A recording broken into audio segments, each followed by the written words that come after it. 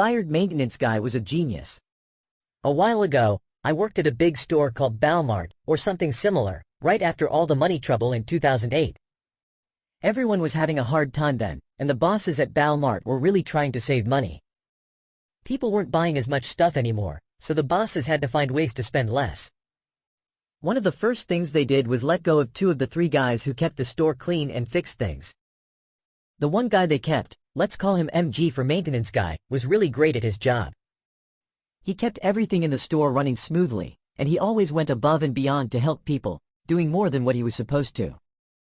He was a really nice guy, too. For 6 months, the bosses tried to make do with just MG. But it didn't work. He couldn't keep up with all the work.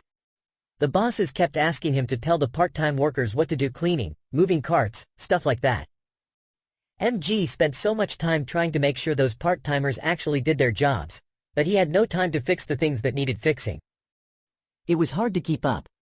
They also let go of the night crew, the people who cleaned up after closing time. There was no one to help MG out, so the store got pretty messy.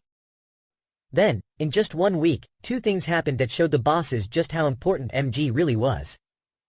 The first thing was that some of the big cleaning machines broke down. It turned out you have to clean those machines every week. If you don't, they get all clogged up, and the parts wear out quickly. They start to fall apart, and then you have to spend a lot of money to fix them.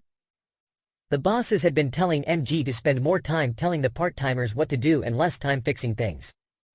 So, those machines weren't getting cleaned, and they broke down, and the bosses had to spend a lot of money to fix them. It was MG's fault, they said.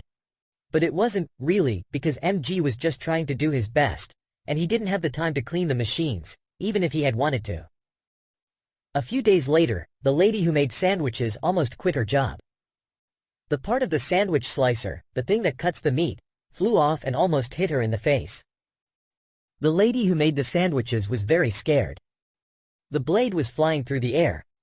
It was really dangerous. The bosses didn't know what had happened. They thought maybe it was the machine's fault. They said the machine was broken. But that wasn't true at all. It turns out that the bolt holding the blade in place had come loose. It's a little bolt, but it's important. MG had been checking that bolt every week and tightening it to make sure it stayed in place. He had been keeping everyone safe. But he had been too busy to do it anymore. The bosses thought MG was slacking off. They didn't know anything about how much work MG actually did. MG told the bosses they had to get a new machine because this one wasn't safe, but the bosses said that would cost too much. They told everyone the machine was fixed, but it wasn't.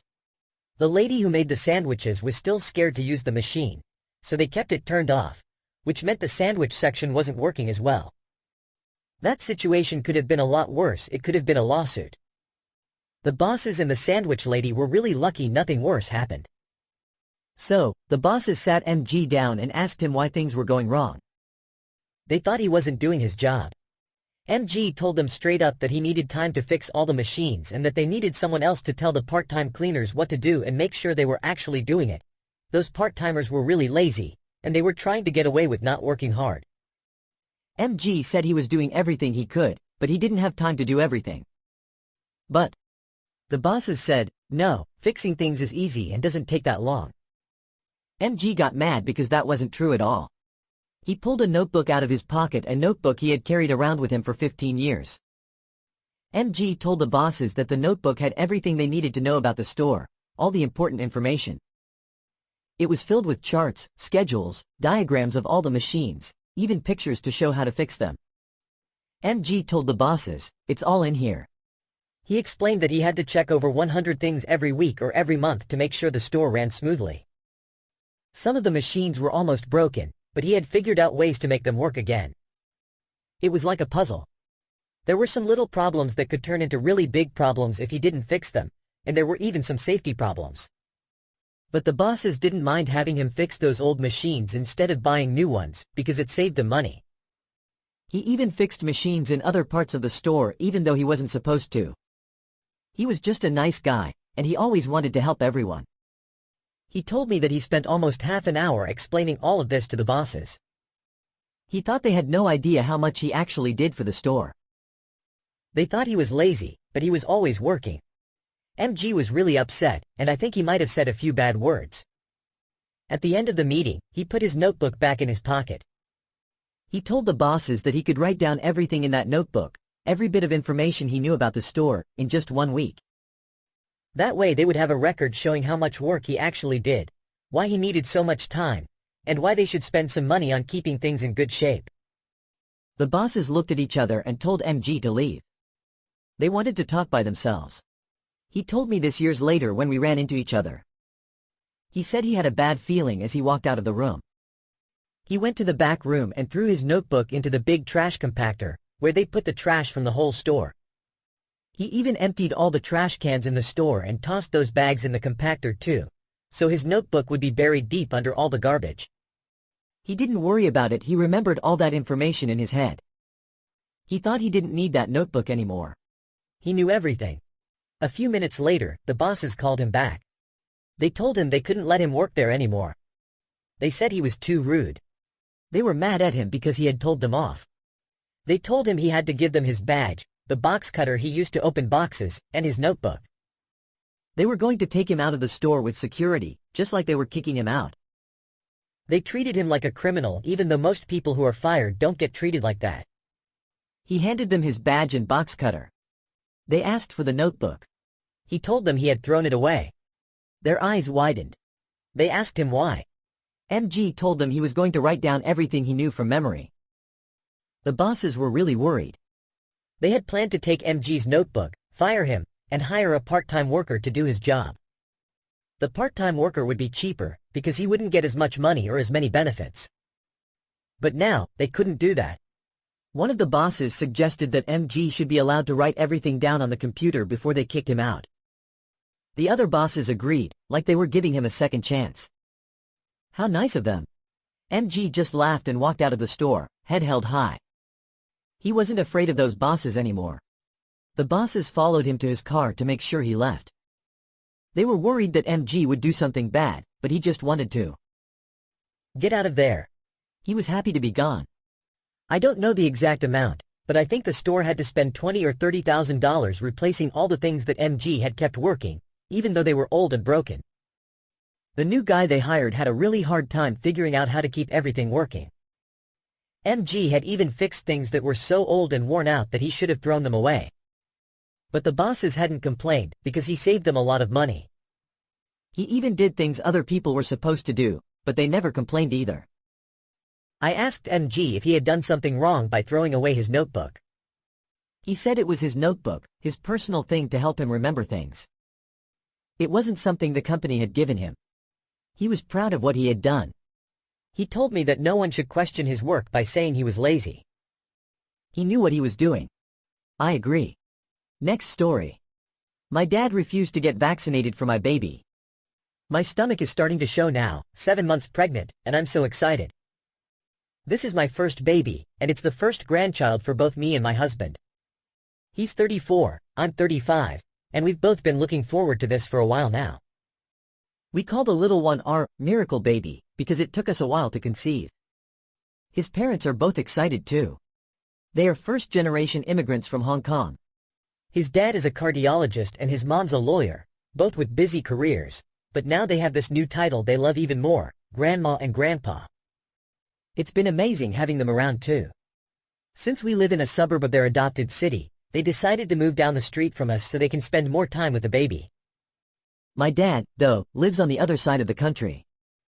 He's old-fashioned, in more ways than one. It's not that we fight. It's more like we avoid each other's views on most things.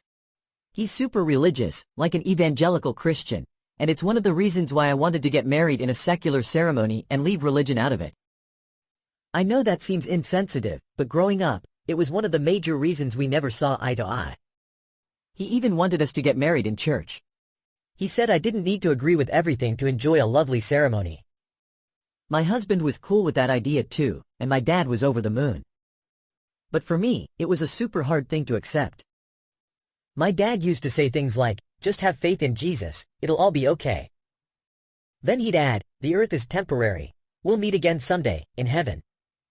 I mean, I get the concept of a higher power. And I don't mind people being religious. But his belief system and my values are just worlds apart. Honestly, growing up in his world, I got so tired of hearing all about it, like he wanted to convert everyone, even people on the bus he'd sit next to. My dad's more conservative than the other conservatives, if that makes sense. Anyway, he was a pretty difficult person to reason with growing up. Not that we still are super close. Even my mom tried to get him to lighten up, but she would always say, "That's just him." There were lots of times growing up I wouldn't see him for months because we were just not getting along.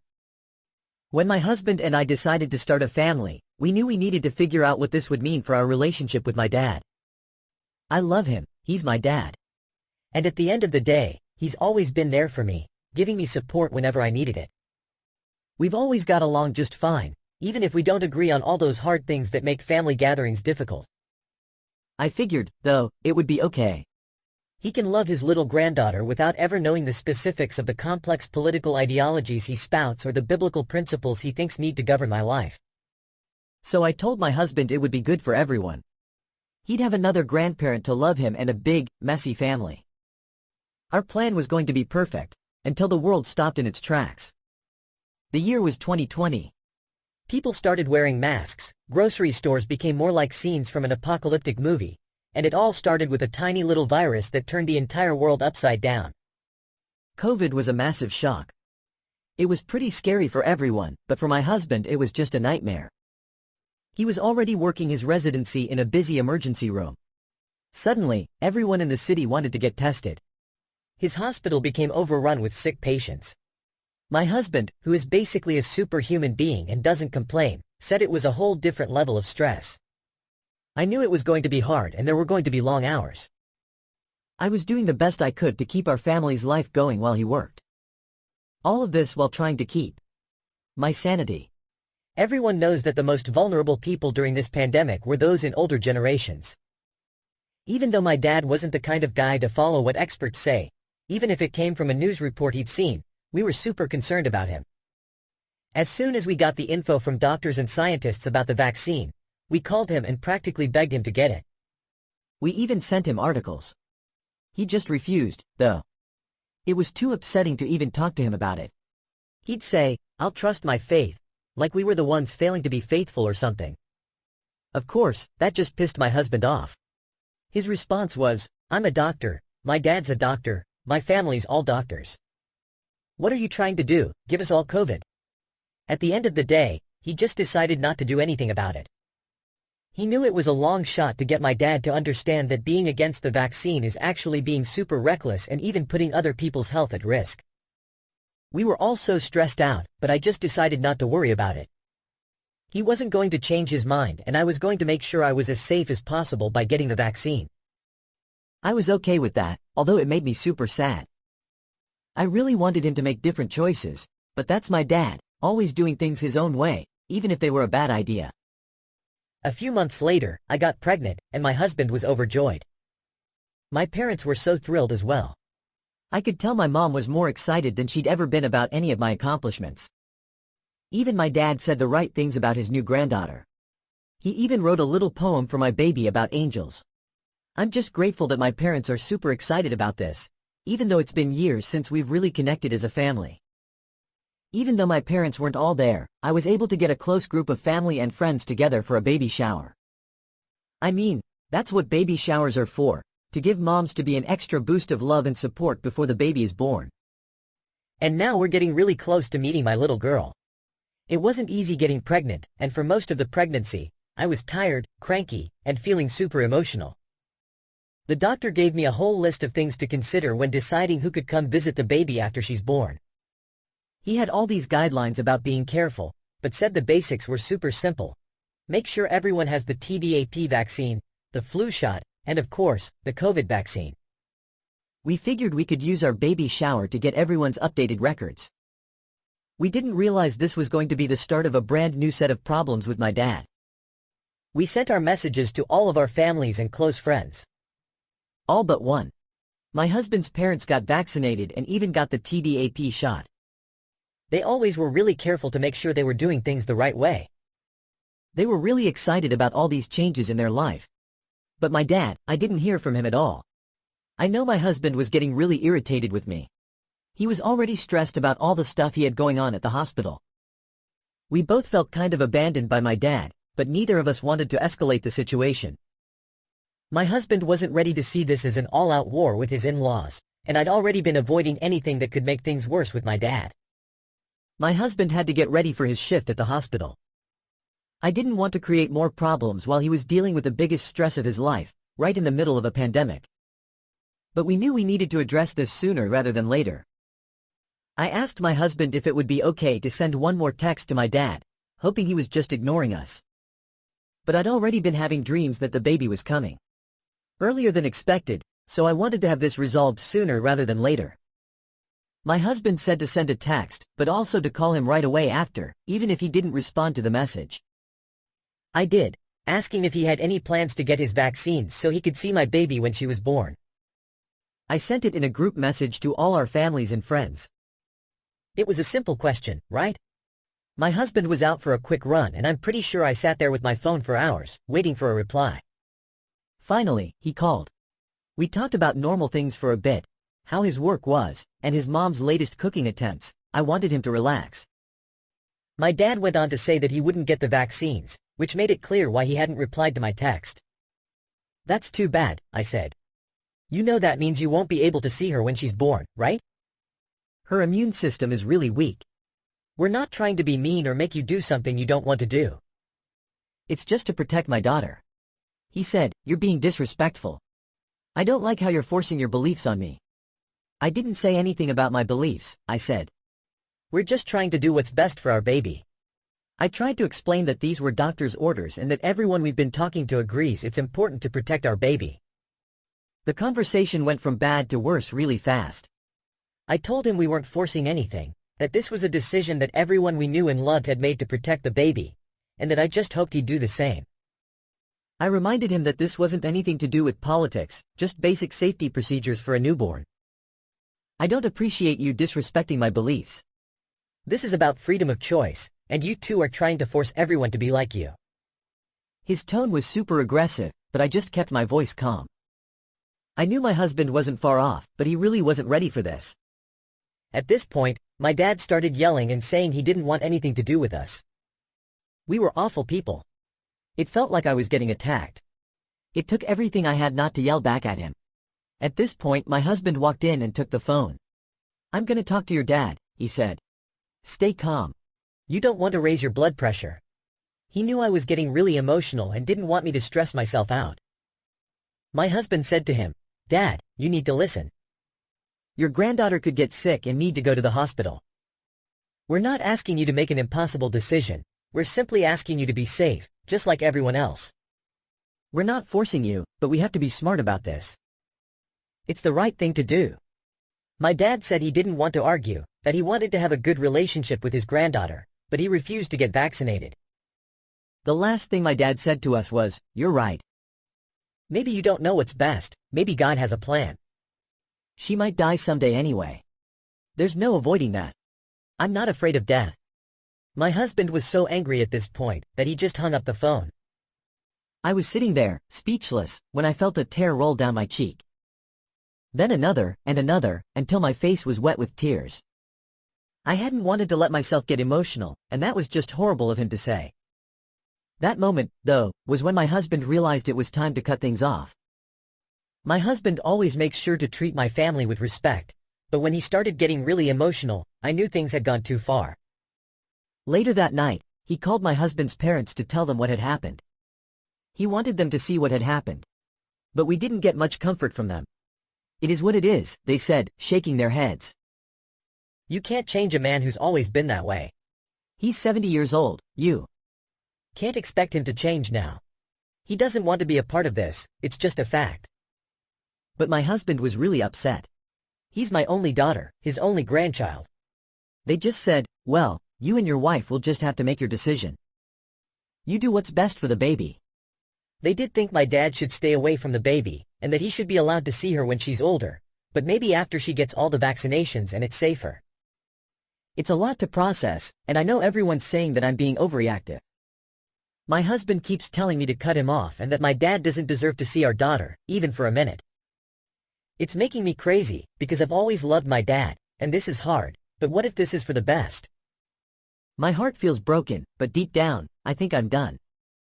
We've already asked my husband's parents to help us find someone who can take care of my daughter during the time when she can't be vaccinated, but no one can help with the first few months of her life.